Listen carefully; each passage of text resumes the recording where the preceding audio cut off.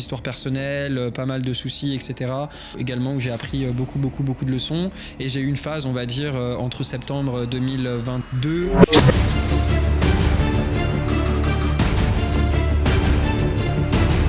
Je me forme, mais je me rends compte d'un point, c'est que l'intelligence artificielle, tout le monde sait ce que c'est maintenant, mais personne ne sait comment ça s'applique, personne ne comprend réellement ce qu'il y a derrière. Il y a des projets de photos de profil qui sortent et qui font des millions d'euros en quelques jours. En fait, je continue à faire du dropshipping pour faire de l'argent, etc. Et à ce moment-là, avec mon bras droit, du coup, Tanguy, puisque j'ai plus d'associés actuellement, mais j'ai un bras droit qui m'aide et qui m'épaule au quotidien sur toutes mes activités. Avril, je passe à 500 000, mai, je passe à 750 000 de chiffre d'affaires le mois. Et en gros, c'est comme ça que j'ai généré 3,5 millions en 3 mois avec des produits.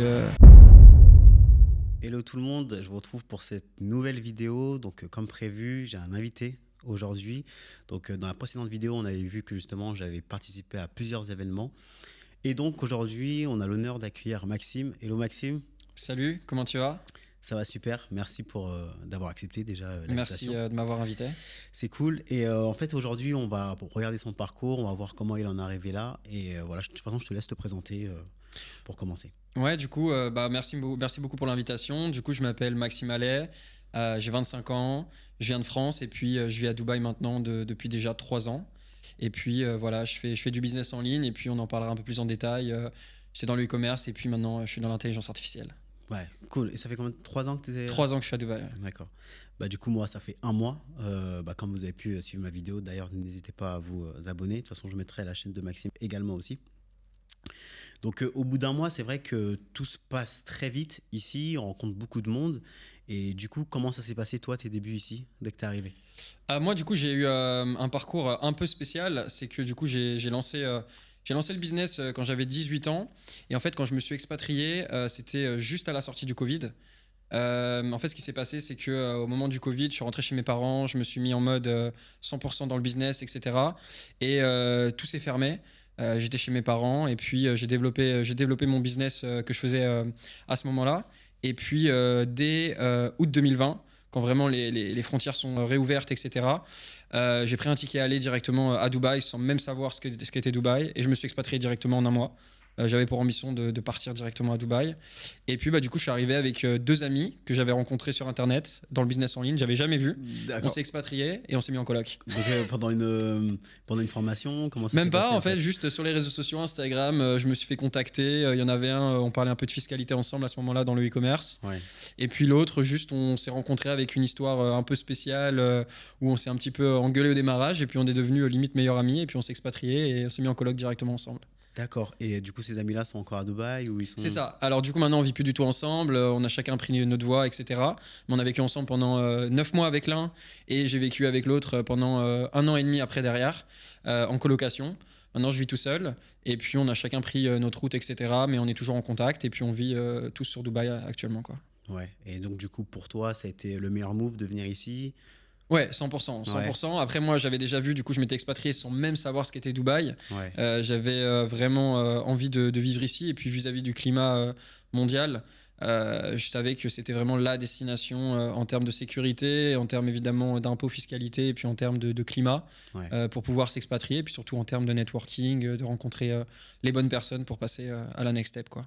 Ah, c'est cool parce que du coup, même en termes de networking, etc., toutes les possibilités qu'offre cette ville, tu ne le savais pas forcément au début ou Non, si, je savais déjà. En fait, ouais. moi à la base, en fait, donc du coup, j'ai commencé dans le e-commerce dropshipping et en fait, ouais. Toutes les personnes que je suivais qui faisaient beaucoup de chiffres, ouais. Elles étaient toutes à Dubaï et du coup, je me suis dit, il faut que j'aille à Dubaï. Ouais. C'est là-bas que je vais les rencontrer, s'ils font de l'argent, etc. S'il faut être à Dubaï, donc c'est pour ça que je suis parti à Dubaï. Et puis, ben voilà, c'était un peu comment dire, c'était pas le rêve, enfin c'était le rêve américain entre guillemets, ouais, mais ouais. Le rêve de Dubaï. Ouais. Et c'était vraiment les grandeurs, l'extravagance, le luxe, le bling bling, etc. Ouais. Qui au final maintenant ne m'attire plus trop, ouais. Mais c'était pour ça à la base. Et puis parce que voilà, j'étais jeune, j'avais 20 ans et voilà quoi. C'était la terre promise un peu. Ouais, voilà, surtout en ce moment, tu vois. Ouais. Et donc du coup, si on revient un petit peu sur le parcours, donc tu avais commencé avec du drop. Tu Non, t'es formé? alors du coup, le drop, c'est vraiment le business qui m'a permis de vraiment décoller, on va dire, vraiment sur ma voie entrepreneuriale. Ouais. Mais non, depuis en fait, depuis mes 18 ans, même avant, j'ai vraiment fait toujours plein de petits trucs pour essayer de gagner de l'argent, etc., à tous les niveaux. Et où je me suis vraiment mis dans le bain, c'était dès que j'ai commencé mon école de commerce, parce que j'ai fait une école de commerce. Et première année, directement les cours, je m'ennuyais. Ouais. Du coup, en fait, j'ai commencé à chercher à droite, à gauche. Je suis tombé sur Théophile Héliette à l'époque. Ouais, forcément. Directement, tous les blogs, etc. Ouais. J'ai pris la formation, je me suis fait upsell directement. La formation, je sais plus, elle devait être à 300-400 euros. 400, Je me suis pris un upsell juste derrière. Prends toutes mes formations pour 1000 euros de plus. Évidemment, j'ai payé. Ouais. J'ai pris toute la formation. Et puis, en fait, j'ai commencé à développer un peu des blogs. Évidemment, ça n'a pas marché. J'ai jamais fait d'argent avec ça. Mais je me suis un petit peu formé. Je me suis mis dans le bain. Ensuite, j'ai fait du MLM. Ouais. Pendant quelques mois. Ça a cartonné dès le début. Et puis quand j'ai compris le business model, ça m'a pas trop plu. Ouais. Sur plutôt des produits Produit ou des... trading. Produits trading. Produit trading, ouais, D'accord. je sais plus comment ça s'appelait à l'époque. Ça a changé déjà 3 fois de nom Ouais. depuis. Bon, après, il y en a beaucoup. Ouais. Ouais. Et quand j'ai compris comment ça marchait, j'ai directement tout coupé en fait. On a essayé de me recruter par la suite, mais j'ai dit que je voulais plus être là-dedans du tout. Ouais. Et puis voilà, après j'ai fait des petits business à droite, à gauche, etc. Avec des petits business d'affiliation, d'application, etc. de parrainage. Et puis réellement en fait, après j'ai continué en fait j'ai continué mon école de commerce. J'ai continué à me renseigner à droite à gauche, à suivre des personnes comme Théophile Héliette, Alec Henry à l'époque, toutes ces personnes-là qui me motivaient. Et puis en 3e année d'école de commerce, donc en début 2019, je pars vivre à Shanghai pour du coup mes études en stage. Et à ce moment-là, en fait, donc du coup, j'avais pas d'argent, j'avais rien. J'avais travaillé à Burger King pendant des mois pour pouvoir me offrir ce billet d'avion et partir là-bas directement pendant 6 mois. Parce que là-bas, c'était un stage non rémunéré. Et en fait, je suis arrivé là-bas. Le stage ne me plaisait pas. Je savais que c'était un stage dans lequel j'allais pas avoir besoin de travailler, mais qui faisait bien sur le papier. Et au final, ce qui s'est passé, c'est que j'ai vite hacké un peu le système du stage. Et en fait, je me suis mis à 100%. J'ai découvert vraiment Yomi Denzel, le business, dropshipping, tout ça. Ouais. Et je me suis dit, je peux pas rentrer en France dans 6 mois aussi broke que je suis arrivé en Chine. Ouais, et c'est comme ça qu'a tout commencé, en fait, dans le dropshipping. D'accord. Et tu as commencé à faire tes premiers euros comme ça? Ça a pris beaucoup de temps, je me suis formé, j'ai testé des choses. Alors j'étais en Chine, donc ça a aidé un petit peu au niveau de tout ce qui était trouver des produits, sourcer, etc. Parce que j'étais à 2 heures de Shenzhen. Pour ceux qui connaissent dans le e-commerce, c'est là que tout part, quoi, au niveau des produits dans le monde entier. Ouais. Et donc du coup, je me suis formé, j'ai fait les bêtises que tout le monde fait. J'ai pas pris de formation, j'ai pas pris de coach, j'ai fait mes trucs comme si j'étais le roi du pétrole.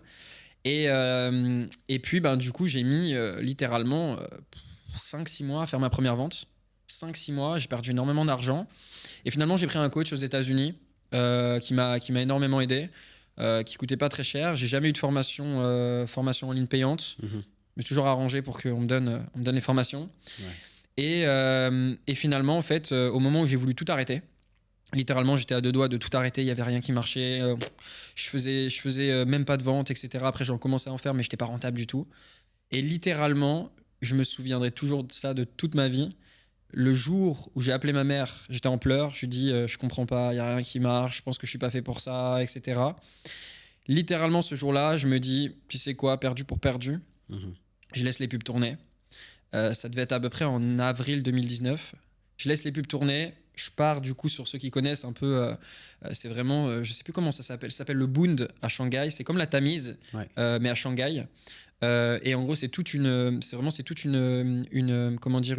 balade que tu fais le long des tours avec toute la skyline de Shanghai. Je pars me balader là-bas, vraiment pas bien. Je fais une balade de 2 heures limite, etc. J'appelle ma mère, je laisse tourner mes pubs. Et littéralement, le lendemain matin, je me réveille et je suis rentable. Full Facebook Ads? Full Facebook Ads. Okay. Et je suis rentable. Okay. Et là, je me suis dit, waouh. Ouais. Et c'est parti de là. Ok.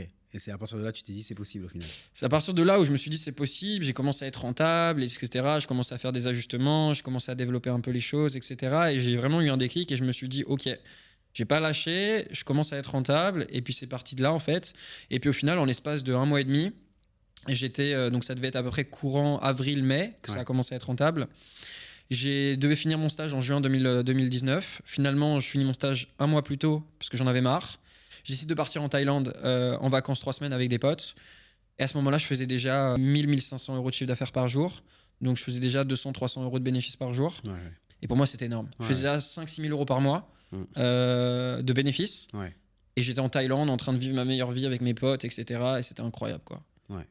Et du coup, de là, après la Thaïlande, est venue après l'idée après de venir plutôt. Non, de là, en fait, ce qui s'est passé, c'est que j'ai toujours en fait fonctionné par. J'ai jamais fonctionné par choix de voie. J'ai toujours fonctionné par. À chaque fois que j'avance d'un step, d'essayer de fermer le moins de portes possible. Toujours avoir un plan de backup, mais en avoir 10 derrière moi. Et en fait, du coup, ce que j'ai fait, été 2020, je rentre en France, après ma vadrouille en Thaïlande, etc. Je continue à développer mes business avec mes parents, chez mes parents. Je continue mes études, 4e année d'école de commerce, Master 1, Financial Engineering, banque, trading, etc. Tout en continuant mes business, parce que pour moi, j'avais rien accompli. C'était trop fluctuant pour en vivre encore.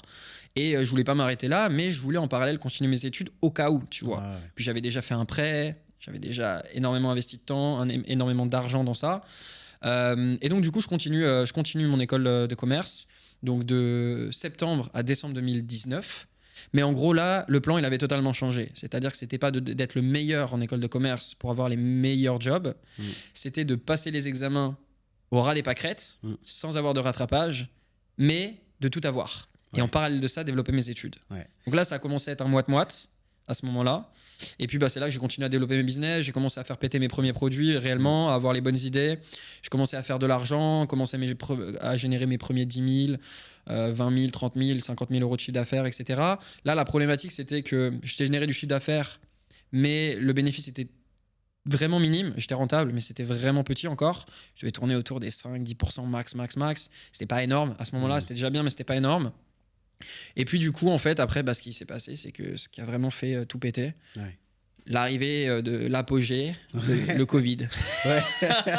C'est là que tout a changé. C'est ça. C'est-à-dire que moi, en fait, ce qui s'est passé, c'est qu'à ce moment-là, moi, j'avais décidé de...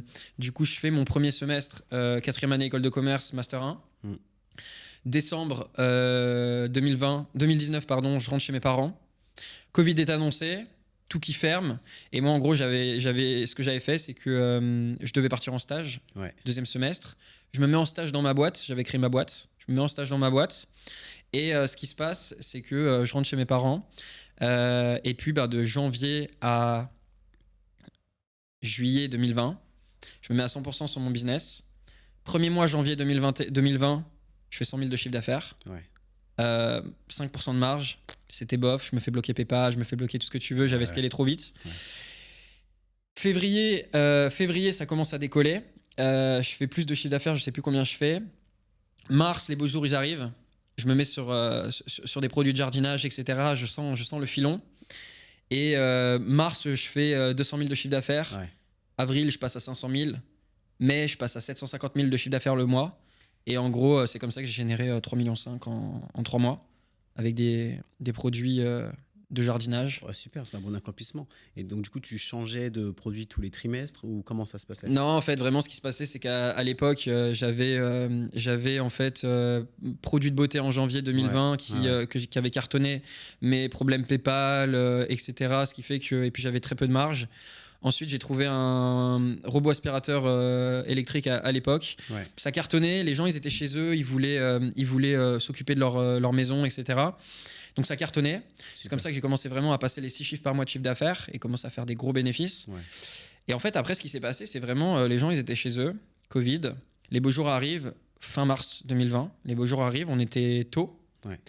Les gens, ils font quoi? Ils vont dans leur jardin, ils commencent à prendre soin de leur jardin. Ils ont besoin de faire quoi? Couper leurs arbres, couper leur pelouse, la faire pousser. J'ai senti le truc. Je connaissais déjà un produit comme ça qui était un peu magique, etc. Je lance le truc. Ça prend, mais sans plus. Mais je savais ce que je faisais. Je le laisse tourner. Sur le marché français? Marché français. Fin mars 2020, je devais tourner autour de 1,8, 1,9 de ROS. Mais je savais qu'il allait péter. Et puis à un moment donné, les beaux jours, ils arrivent.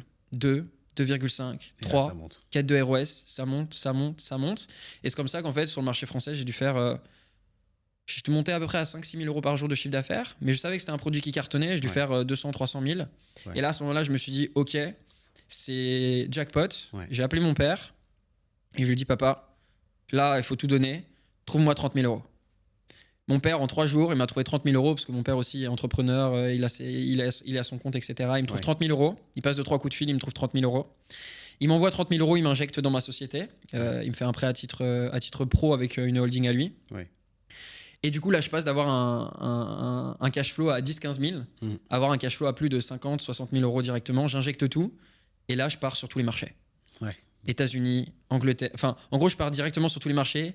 UK, je lance 15 000 euros de chiffre d'affaires par jour en 4 jours. Je lance les États-Unis, la même chose. Je lance l'Australie, la même chose. Ouais. Et je me retrouve en 3 semaines à faire 40 000 euros de chiffre d'affaires par jour. Ok, d'accord. Et donc là, tu t'es dit, là, je suis sur un bon truc. Bah là, en fait, à chaque fois que je lançais, je faisais un chiffre d'affaires colossal sur tous les marchés, directement par jour. Et puis, ce qui s'est passé, en fait, c'est que moi, bah, évidemment, tout jeune, moi, ce que je voulais, c'est faire un max d'argent le plus rapidement possible avant que ça s'éteigne, capitaliser sur ce côté saisonnier. Et en fait, bah, je ne connaissais pas les retours, on va dire, de l'âme au niveau du business. Donc moi, j'ai balancé comme un fou.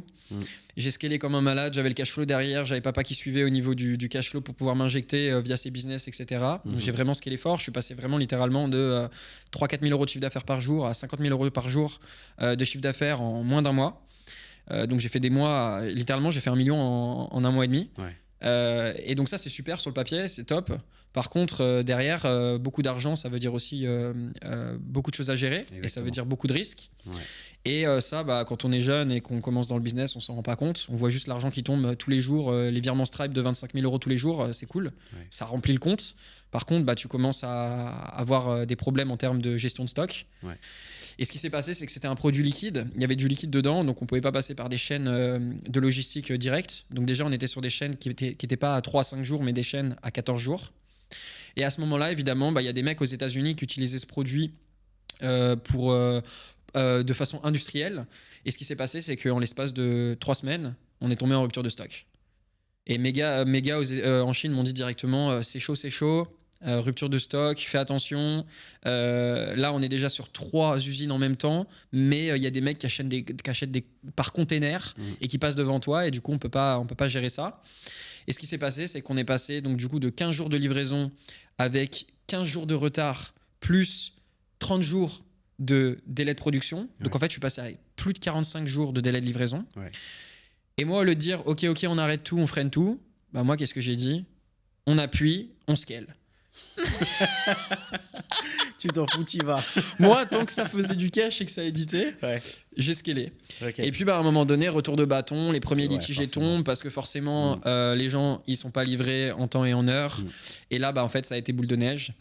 Et à partir de ce moment-là, 1 litige, 3 litiges, 5 litiges, 10 litiges par jour. Et puis bah, après, ça a commencé à tomber. Et puis là, évidemment, bah, tu commences à avoir les problèmes Stripe, les vérifications, les problèmes au niveau des publicités Facebook, etc. Et puis au final, bah, j'ai réussi à pousser. Et puis à un moment donné, bah, en fait, juste bah, le produit, on va dire, s'est éteint parce que c'était plus la période. Et puis bah, voilà, j'ai dû fournir beaucoup de papiers. J'ai quand même réussi à gérer tous les problèmes de litige, tous les problèmes de livraison. Mais à la fin, c'était quand même assez chaud. Et puis, j'aurais pu éviter ça. Mais au final, je m'en sors à avoir fait 3,5 millions en 6 mois. Et puis, bah, après, voilà, c'est comme ça que du coup, au final, je passe mon été 2020 en posant, on va dire, le business un petit peu. Je me concentre à passer du temps avec ma famille. Et au final, je me retrouve à avoir un demi-million d'euros sur mes comptes à 21 ans. Alors qu'il y a 6 mois, j'avais 0 quasiment, quoi. Et c'est là que je me décide, je dis papa, maman, bon maintenant c'est cool, les frontières elles ont réouvert, c'était super sympa d'être chez vous, mais moi maintenant je pars à Dubaï, je m'expatrie et ciao. Et c'est comme ça que j'ai pris un billet d'avion aller et que je me suis expatrié directement en septembre 2020, quoi. Et au niveau du coup de tes études, ça t'a apporté des choses, tu en tires un enseignement, enfin, qu'est-ce que tu en penses par rapport à ça? C'est une bonne question. Moi au niveau des études, ça m'a... Étant donné que c'était une école de commerce, j'ai fait l'ESCA. Donc en fait, vraiment, le but, c'était d'être trader à l'international. Super. Donc j'avais déjà ce parcours-là. L'ESCA où, du coup ? J'ai fait l'ESCA Angers au démarrage. Et après, j'ai fait l'ESCA Paris, à Boulogne. Et puis, du coup, en fait, ça m'a appris beaucoup de rigueur. Parce que j'ai toujours voulu, en fait, être premier. J'ai toujours voulu être le meilleur à tous les niveaux. Mais... donc en termes de rigueur, en termes d'organisation, tout ça, ça m'a appris beaucoup. Par contre, en termes de, en termes de connaissances, Ouais. ça m'a peut-être appris 5% de ce que je sais. Ouais. Ça m'a appris des bases, des fondamentaux, mais sinon, ça m'a rien appris du tout à ce niveau-là. C'est vraiment. Après, ça m'a donné un petit peu de réseau. Il y a des personnes avec qui je suis encore en contact dans le business parce qu'il y a quand même une ou deux personnes qui se sont lancées dans le business, mais c'est vraiment très minime. C'est marginal. Mais voilà, hormis ça, ça m'a pas aidé plus que ça. Ça m'a évidemment coûté très cher. Ouais. J'aurais pu éviter. Ouais. Mais voilà, ouais, ça m'a. Entre guillemets, je disais encore aujourd'hui à quelqu'un, j'ai découvert le business réellement, je me suis plongé dedans, j'avais 19 ans. J'aurais découvert ça à 17 ans et demi. J'aurais pas fait d'école de commerce, j'aurais directement lancé mes business en fait à 100%. Ouais.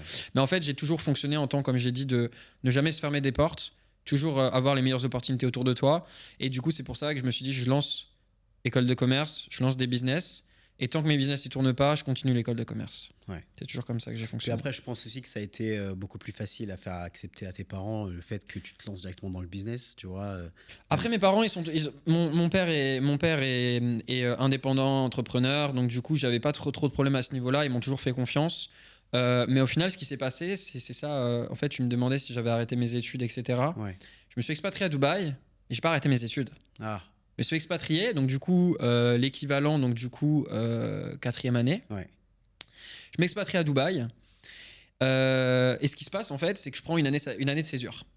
Donc je dis, je fais une année de césure. Normalement, tu fais une année de césure soit pour partir faire la fête, pour la plupart des temps, soit moi, le but à la base de l'année de césure, si j'avais continué mon parcours à l'ESCA, c'était de faire 2 stages de 6 mois pour pouvoir compléter mon CV et arriver en 5e année et puis après avoir un emploi vraiment de fou parce que j'avais fait énormément de stages et qui étaient des stages qualitatifs. Moi, j'ai fait cette année de césure parce que je me suis dit, je pars à Dubaï, je vois ce qui se passe, je continue à développer mes business et si ça se passe mal, je rentre en France, je continue mes études. Ouais, ok. Et du coup, j'avais toujours cette roue de secours, tu vois. Ok, je vois. Donc, je prends une année de césure, je m'expatrie à Dubaï, tout se passe bien, je m'expatrie, je continue à développer mes business. Et du coup, septembre 2021, août 2021, l'ESCA qui me recontacte. Oui, bonjour, qu'est-ce que vous faites? Parce que je devais retourner en 5e année. Et c'est là qu'à ce moment-là, je leur dis, bon bah voilà, moi je suis expatrié, j'ai développé mes business. Est-ce que vous pouvez me faire une faveur? Je vais arrêter les cours. J'avais essayé de voir pour faire les cours à distance, mais à un moment donné, je pouvais pas tout faire. Ouais. Et du coup, je leur demande une faveur et je leur dis voilà, est-ce que vous pouvez j'aurai pas mon diplôme, mais est-ce que vous pouvez au minimum me convertir tous mes crédits? Donc les personnes qui savent pas, c'est les points que tu accumules à l'université en école privée. Est-ce que vous pouvez me faire un espèce de document qui atteste que j'ai passé mes 4 années avec mes crédits sans rattrapage, etc. Ils m'ont délivré ça. Et puis après, ils m'ont dit ciao, ils m'ont souhaité bonne chance. Et puis voilà. Puis au final, j'ai arrêté les études il y a seulement que 2 ans sur le papier. Sur le papier, ouais. Mais en vrai, il y a 4 ans. Ouais, voilà, c'est ça. Mais toi, ça fait, je pense, un bon moment que tu n'es plus dans ça et puis que tu as continué ta voie, quoi. Donc, du coup, c'est hyper intéressant. Au final, ça te rend un peu polyvalent, enfin, même carrément polyvalent de commencer avec le drop parce que du coup, tu vois une partie SAV, partie marketing, partie commerciale, partie copywriting, donc qui te permet justement de commercialiser ton offre. Et du coup, quel a été le tournant au moment où justement tu t'es dit, bon, bah tiens, là, ok, j'ai fait des sous avec le drop. Là, je dois faire peut-être un virage à 180 degrés pour voir autre chose, peut-être quelque chose d'un peu plus solide, quelque chose d'un peu plus, une activité un peu plus pérenne, quoi. En fait, ça a pris quand même un peu de temps parce que moi, au début, j'étais un peu matrixé par l'argent, c'est-à-dire que je viens pas d'une famille qui est pauvre. Ouais. Mais on va dire, voilà, on a tous des blessures de notre enfance et j'ai toujours été un peu, quand j'étais petit, frustré. On a tous ce mec autour de nous, ce pote qui peut avoir tout ce qu'il veut, il roule en Porsche Macan, il a les derniers habits qui sont incroyables et toi tu vas à Kiabi et quand tu demandes un t-shirt à 30 €, maman elle dit écoute c'est un peu trop cher quoi. Ouais. Et du coup moi j'étais un peu frustré quand même à ce niveau-là, même si j'ai eu une enfance qui était très très bien, j'ai énormément voyagé etc. Et en fait, moi, je voulais de l'abondance. Et donc, du coup, en fait, j'ai toujours été un peu matrixé au début du business. Je voulais, écoute, il y a Yomi Denzel, il est devenu millionnaire en 1 an. Moi, je le ferai en 1 an aussi, quoi. Et moi, je veux pouvoir aider mes parents. Je veux pouvoir avoir tout ce que je veux et je veux pouvoir d'un claquement de doigts partir où je veux dans le monde entier. Ça a toujours été ça. Donc, du coup, ça a pris du temps. Ça a pris du temps de pouvoir avoir quelque chose, on va dire, de long terme et stable. Donc, je me suis toujours mis dans un business à cash flow, dropshipping, etc., e-commerce. Ouais. Mais après, du coup, au bout de 1 an d'expatriation à Dubaï, Donc du coup, ça équivaut à peu près milieu 2021. Je change d'appartement, je me mets en colocation, je garde ma colocation avec seulement un de mes potes. Et là, on se dit, bon, bah, c'est le moment. Pourquoi pas créer des marques, tu vois, une ou des marques. D'accord. Et du coup, c'est à ce moment-là qu'on s'est dit, on a lancé 2 marques. Alors nous, on a lancé 2 marques en même temps. Mais on l'a pas fait à moitié. C'est-à-dire qu'on était des mecs qui voulaient pousser le truc, ultra carré. Et donc, du coup, en fait, on a lancé 2 marques. On a lancé une marque de plaid, pull plaid, un peu comme sweat plaid, les gens qui connaissent. Je vois très bien. Mais en mode ultra quali, vraiment ultra quali. Et on a lancé une marque de pouf géant, mémoire de forme. Évidemment, comme on fait pas les choses à moitié, on avait tous les deux du cash, on avait l'équivalent, on avait plus d'1 million, on avait l'équivalent de quasiment 1 500 000 de fonds à deux. Et du coup, on se dit, bon ben, ça va péter, on fait tous nos calculs, mais évidemment, des calculs objectifs et pas des calculs pessimistes. On se dit, ça va péter, on y va franco, on économise sur les coûts marchandises. Et donc, on s'est dit quoi? On fait tous les calculs. Du coup, on a tout fait de A à Z. C'est-à-dire qu'on a fait la recherche et développement sur les produits, on a contacté les usines, on a développé le produit, on a tout amélioré, on a fait les packaging, on a fait les logos, on a fait tous les trademarks, on a déposé la marque. On a vraiment, comme une vraie marque, on a fait tous les codes barres, etc. C'est moi qui m'en suis occupé de la logistique comme une vraie grosse marque, pas en mode e-commerce, dropshipping, en mode full marque. On a fait ça sur 2 marques en même temps. Et du coup, au moment du coup de faire de la production, on s'est dit, bon, bah, nous, on économise en termes de coût produit. Donc, première marque, Plaid. Je me souviendrai toujours de ce jour-là, en août 2021. Je fais les calculs, etc. Et je dis à mon coloc, qui était aussi mon associé à cette époque, je lui dis, bon, voilà, ça va nous rapporter, ça va nous coûter tant par produit. Le compteur, il nous coûte tant à envoyer, parce qu'on envoyait ça par container, pour économiser de l'argent, pas par avion, évidemment. Ça va nous coûter tant d'argent en termes de stockage, etc. Je pense qu'il faut prendre un container entier. Comme ça, on économise, tu vois. Et lui, il me dit, ouais, ok, ça fait sens et tout. Ça fait combien d'unités, tu vois? On fait les calculs. 10 000 unités. Donc, on est sur un container à 100 000 euros, à peu près.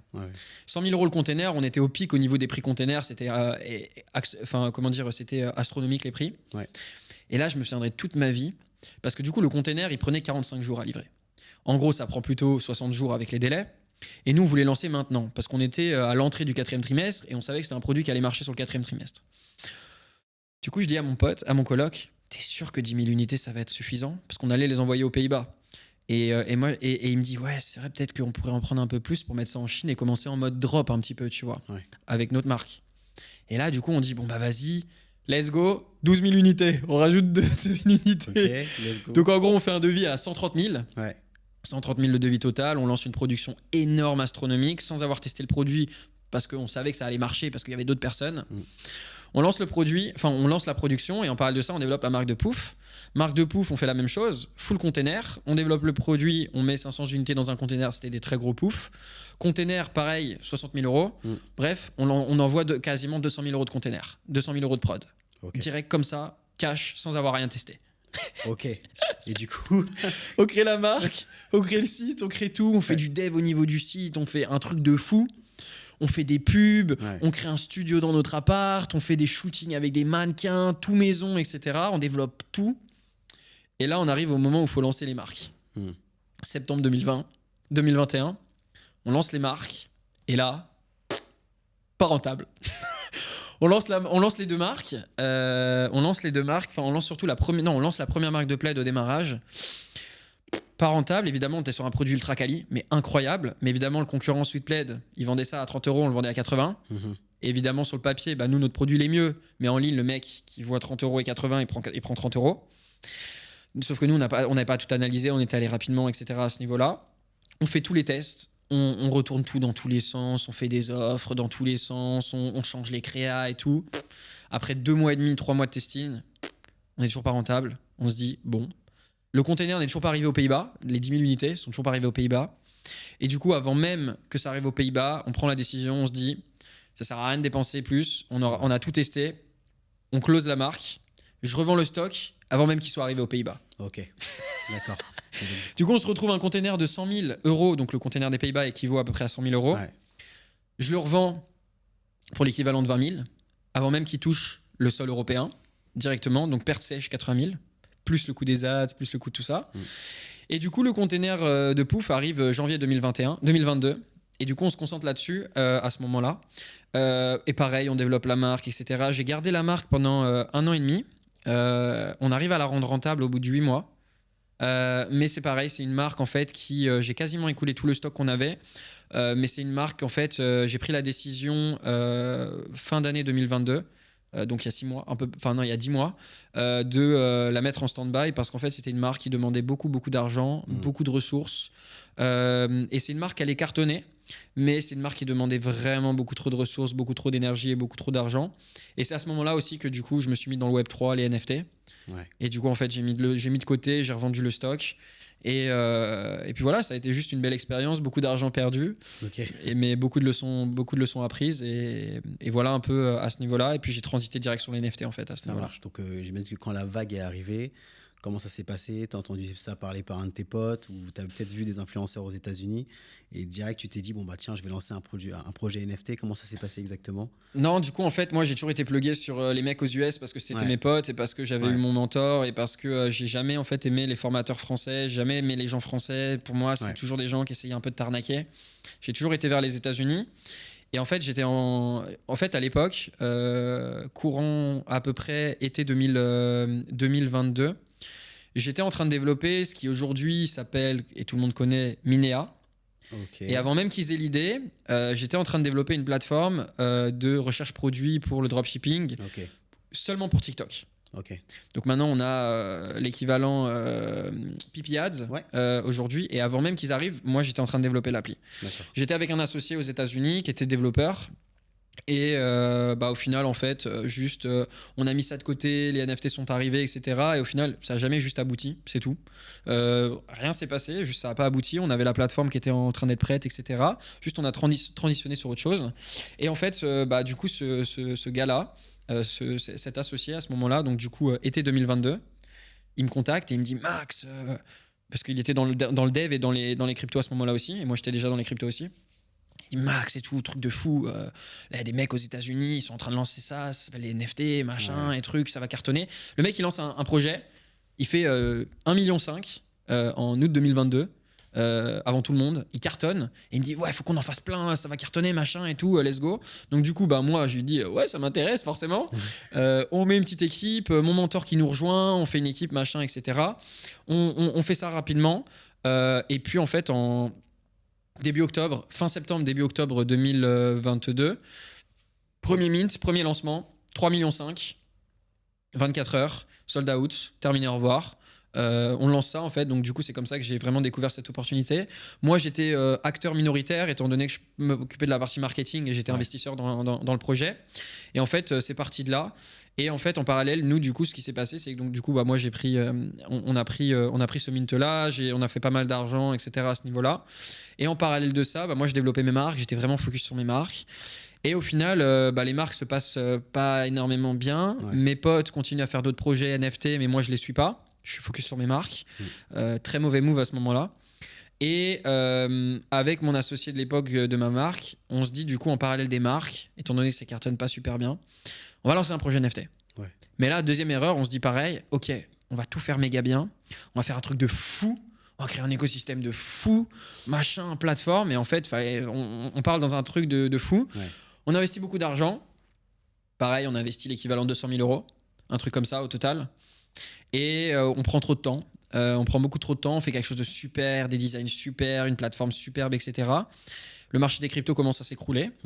On essaie de voir si ça remonte, etc. Et puis au final, en avril 2023, c'est ça, non, pas avril 2023, avril 2022. Ouais, c'est ça, avril 2022. Ça commençait à s'essouffler. Ça commence à s'essouffler. Ouais. Et au final, ce qui se passe, c'est que embrouille avec l'associé. Finalement, on décide de pas minter. Trop de risques en fait de faire le lancement. Trop de risques de perdre plus d'argent qu'on en a perdu. Ouais. Et du coup, en fait, on décide d'un commun accord d'arrêter le projet. Et on fait une perte de sèche de 200 000 du coup. Perte sèche de 200 000. Et puis tout s'éteint. Le e-commerce à ce moment-là était down. Les marques, elles étaient stand-by. Et puis les NFT, perte sèche. Quoi. En tout cas, ce qui est cool, c'est que malgré ces pertes, En fait, ça t'a jamais découragé. En fait, tu as toujours continué au final. Non, parce qu'en fait, je suis quelqu'un qui est très. Comment dire? En fait, ça fait très très longtemps que j'entreprends au final. Ouais. Et avec l'expérience, en fait, je me suis toujours dit, et on m'a toujours dit, dans tous les cas, tu perds jamais. Soit tu gagnes de l'argent, soit tu gagnes de l'expérience. Et l'expérience est 10 fois plus puissante que de gagner de l'argent. Enfin, comment dire? Ça, c'est à une seule condition. Ouais. C'est si tu apprends de tes erreurs et tu refais pas 2 fois la même erreur. C'est ça. Et en fait, j'ai toujours fonctionné comme ça. Donc forcément, quand tu perds 200 000 euros, ça fait mal au cul.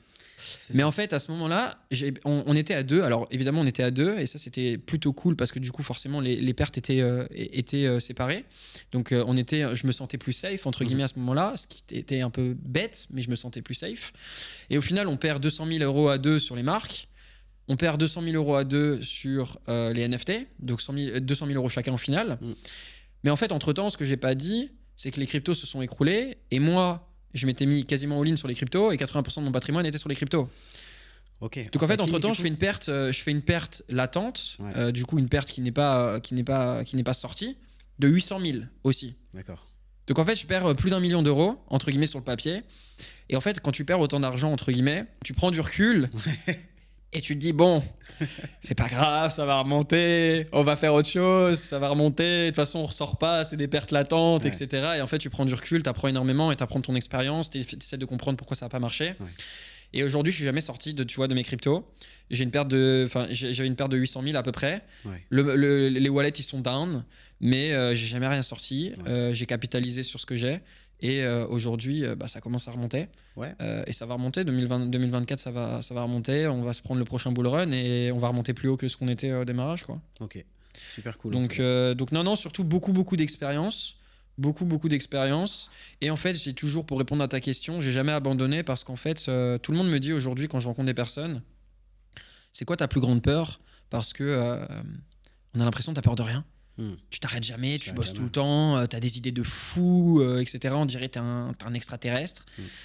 Et en fait, ma plus grande peur, c'est l'échec, littéralement. C'est-à-dire qu'aujourd'hui, on a tous des downs, on a tous quasiment, au bout d'un moment, fait une dépression, un burn-out, pas une dépression, un burn-out dans le business parce qu'on a fait trop de choses. On a tous perdu beaucoup d'argent à un moment donné. Mais en final, on a toujours des moments, tout le monde a eu cette période, que ça soit dans le perso, dans le pro, où tu te dis, tu as envie de te mettre dans ton lit, tu as envie de te mettre sous la couette et tu as envie de penser à rien, de commander un burger et de regarder une série Netflix et de faire ça pendant les 3 prochains mois. Et moi, au moment où je pense à ça, c'est même pas le fait de le faire, c'est le moment où je pense à ça, ça me met dans un état de tellement gros stress qu'en fait, ça me motive et ça me booste tellement. Je me regarde une vidéo en mode Iman Gadzhi, Yomi Denzel et je me dis let's go, c'est parti. On envoie la sauce. Et en fait, ça me motive et c'est tellement ma plus grande peur qu'en fait, cette peur est devenue un atout. Et en fait, c'est ça qui me drive aujourd'hui, en parallèle d'aider mes parents, etc. Mais comme mes parents, je les ai déjà aidés, j'ai déjà changé la vie de pas mal de mes proches, c'est vraiment ça en fait qui me drive aujourd'hui pour jamais m'arrêter. Et je suis quelqu'un qui fait jamais 2 fois la même erreur. J'apprends énormément. Et c'est pour ça, quoi, au final, que j'apprends de mes erreurs et que j'évolue comme ça, quoi. Ça marche. Donc, du coup, tu as eu la période drop, tu as eu la période NFT. Du coup, nous, on s'est rencontrés à l'event Madge. Du coup, il y avait Théophile, il me semble, qui faisait une conférence sur l'investissement. Il y a une conférence sur la productivité et aussi sur l'e-commerce. Et du coup, il y avait une petite session networking où, justement, là, je t'ai rencontré à ce moment-là. Et il y avait un projet qui était hyper intéressant, notamment sur l'IA. Et je pense que pour les personnes qui nous regardent, ce serait super intéressant que tu puisses en parler, que tu expliques justement qu'est-ce que tu veux faire, qu'est-ce qu'il y a derrière, parce que voilà, je pense qu'il y a des choses à dire. Ouais, du coup, en gros, pour faire un peu la transition, ce qui s'est passé, c'est que moi, courant, du coup, on est octobre 2023 en ce moment. En gros, moi j'ai eu toute une phase dans ma vie où je me suis pas mal cherché une fois que j'ai fait beaucoup d'argent. J'ai eu des histoires personnelles, pas mal de soucis, etc. Également où j'ai appris beaucoup de leçons. Et j'ai eu une phase, on va dire, entre septembre 2022 et à peu près mars-avril 2023 où je me suis beaucoup cherché. J'étais dans une phase un peu de down. J'ai fait un burn-out. Le business, ça allait, mais ça montait, ça descendait, ça montait, ça descendait. À ce moment-là, j'ai repris le dropshipping parce que c'est ça que je savais faire pour faire de l'argent, etc. Mais ça me passionnait pas et au final, c'était pas du long terme. Mais je voulais pas. En fait, le dropshipping, c'est pas du long terme, mais je voulais quelque chose de solide. Ouais. Donc, je me suis énormément cherché. Et puis, en fait, à un moment donné, je me suis dit, faut que je crée quelque chose de long terme. J'ai fait beaucoup de recherches. Et puis, évidemment, on a tous connu, je me souviendrai toujours, j'étais en retour de... donc, ça devait être, si je me souviens, ça devait être quand je suis rentré à Noël 2022. Non, c'était début d'année 2023, en janvier 2023, juste après Noël. Je rentre de France à Dubaï et je me souviens, j'étais dans mon avion. Et en fait, je m'étais mis sur YouTube en vidéo favorite à regarder, une vidéo sur ChatGPT. Ouais. Tu vois, je me souviens, j'étais dans mon avion, j'étais en business class en plus à ce moment-là. J'étais dans mon avion, je me mets dans l'avion, je mange et tout, etc. Je me mets allongé dans mon siège, tu vois. Je prends ma vidéo. Et en fait, je m'étais dit, sur le moment, je m'étais dit, ouais, je sais pas ce que c'est ce truc, je regarderai pas. Et puis je m'étais dit, je vais regarder un peu ce que c'est quand même, on sait jamais, tu vois. Je regarde cette vidéo dans l'avion et là je vois ChatGPT, comment ça marche, etc. Et là je me dis, wow, ce truc, c'est un truc de fou. Ça va révolutionner le monde, l'IA, etc. Et à partir de là, en fait, tout commence. Je commence à me former, je commence à regarder de quoi ça parle, je commence vraiment à regarder tout ce qui est mid-journée, je commence à m'intéresser. Entre-temps, quelques mois après, tu as Yomi Denzel avec Oussama Ammar qui lance une formation très généraliste sur l'IA et qui prennent le tournant aussi à ce niveau-là. Il y a pas mal de gens qui commencent à s'y intéresser. Je me forme, mais je me rends compte d'un point, c'est que c'est quelque chose qui, l'intelligence artificielle, tout le monde sait ce que c'est maintenant, mais personne ne sait comment ça s'applique, personne ne comprend réellement ce qu'il y a derrière. Il y a des projets de photos de profil qui sortent et qui font des millions d'euros en quelques jours. Et littéralement, c'est nul, mais ils font des millions d'euros. Et je me dis, waouh, il y a un truc de fou quand même à ce niveau-là. Et je me demande si c'est une bulle, en fait, à ce moment-là. Et en fait, la problématique, c'est que je me dis, il n'y a qu'une façon de faire, c'est soit tu crées un logiciel, tu crées une grosse société ou une espèce de SaaS qui peut ne pas marcher. Mais le problème, en fait, c'est qu'il n'y a pas réellement d'application dans la vie réelle et c'est encore trop abstrait, en fait, comme technologie. Donc, je continue à me former, je continue à regarder un petit peu, etc. Je continue à vadrouiller sur ce sujet-là pendant plusieurs mois, en début d'année 2023. Et puis, à un moment donné, en fait, je continue à faire du dropshipping pour faire de l'argent, etc. Et à ce moment-là, avec mon bras droit, du coup, Tanguy, puisque j'ai plus d'associés actuellement, mais j'ai un bras droit qui m'aide et qui m'épaule au quotidien sur toutes mes activités. En fait, on se dit, bon, on est très fort en dropshipping, très fort dans le e-commerce, on a énormément de bases. Pourquoi pas faire une formation dans le e-commerce ? On commence à mettre en place, on commence à réfléchir, et puis je sais pas, il y a ce truc en fait toujours derrière moi, c'est-à-dire que je suis pas motivé à faire les vidéos, je suis pas motivé à faire les formations, je suis pas motivé, etc. à faire tout ça, malgré le fait que j'aide des gens en coaching, etc., plusieurs personnes. Et à un moment donné, en fait, mon bras droit il me dit, Max, t'avances pas, tu fais pas de vidéos, machin, les formations ça avance pas, qu'est-ce qui se passe ? Et en fait, au final, avec du recul, je me suis dit, c'est juste que c'était pas fait pour moi. J'avais pas envie de me lancer là-dedans. J'avais pas envie qu'on me compare par rapport à plein d'autres personnes qui se sont lancées. Okay. Évidemment, le marché du dropshipping, ça a été vu et revu et ça a été, il y a eu des arnaques dans tous les sens. Et j'avais pas envie, en fait, d'être assimilé à ces personnes-là au niveau de ma personne sur YouTube et sur les réseaux sociaux. Et en fait, j'ai compris que c'était à cause de ça. Et en fait, du coup, entre-temps, ce qui s'est passé, c'est que moi, j'ai toujours été plugué sur les États-Unis, toujours avec des gens sur les États-Unis un peu avant-gardistes, un peu précurseurs. Et à ce moment-là, je commence à voir des gens qui commencent à mettre à faire de l'application réelle de l'intelligence artificielle dans le milieu du business, pas sous forme de mid-journée ou d'OpenAI ou je ne sais quoi, et vraiment en mode business qu'on peut appliquer dans le business de tous les jours. Je commence à me renseigner. Et là, à ce moment-là, un matin, j'envoie un message à mon bras droit et je lui dis j'ai dit, frérot, là, ok, on arrête tout, on se met à fond sur l'IA et on développe. Du coup, c'était aux États-Unis, ça commençait à apparaître, ils commençaient à en parler, mais c'était vraiment, c'est-à-dire il y avait une personne ou deux qui en parlaient, il y avait quasiment personne, c'était dans des groupes privés, etc. Et en fait, je dis à mon bras droit, écoute, on arrête tout, je suis sûr de moi, on se met dans les agences d'intelligence artificielle. Donc en fait, on vient entre guillemets faire des agences SMMA 2.0. Ouais. C'est pas des agences SMMA 2.0, mais en fait, c'est la continuité. Et on va créer des agences qui permettent à des business de n'importe quelle industrie d'implémenter l'intelligence artificielle, parce qu'aujourd'hui tout le monde sait ce que c'est l'intelligence artificielle, mais personne ne sait comment l'implémenter et personne ne sait où l'implémenter. Et là je lui dis, on se met à fond dessus, on développe une agence, on développe les réseaux et on va à full intelligence artificielle, agence IA. Et tout est parti de là. Tout est parti de là. J'ai commencé à me former comme un dingue, jour et nuit. Littéralement, donc c'était à peu près depuis mars 2023. Jour et nuit, je me forme, passionné, j'adore ça. Je commence littéralement même à m'intéresser au code, au développement, mais en hard code, pas en no code. Ouais. Et tout avance. Un marché très compliqué parce qu'il y a tout à faire. Quasiment personne n'en parle. Tout est nouveau. Il n'y a qu'aux États-Unis qu'on en parle. Je me forme. Et puis, on décide du coup de créer cette agence. Après avoir tâté le terrain, après avoir sondé, etc. autour de nous, on décide de créer l'agence qui du coup s'appelle aujourd'hui Beyond Automation. Et du coup, cette agence, au début, elle commence en mode agence un peu de dev, en mode no-code. Donc du coup, c'est-à-dire des applications qu'on peut développer pour des business de n'importe quelle industrie qui ont un budget entre 3 000 et 10 000 euros. Sur des applications avec très peu de code en fait.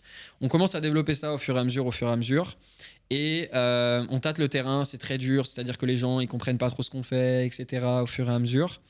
Et après de mois en mois, je commence à en parler du coup sur les réseaux sociaux, je commence à en parler sur YouTube et c'est là qu'en fait on vient de se rendre compte qu'en fait on a l'opportunité d'une vie, que l'opportunité qu'on a trouvée elle est incroyable, qu'on est précurseur, qu'on est avant tout le monde.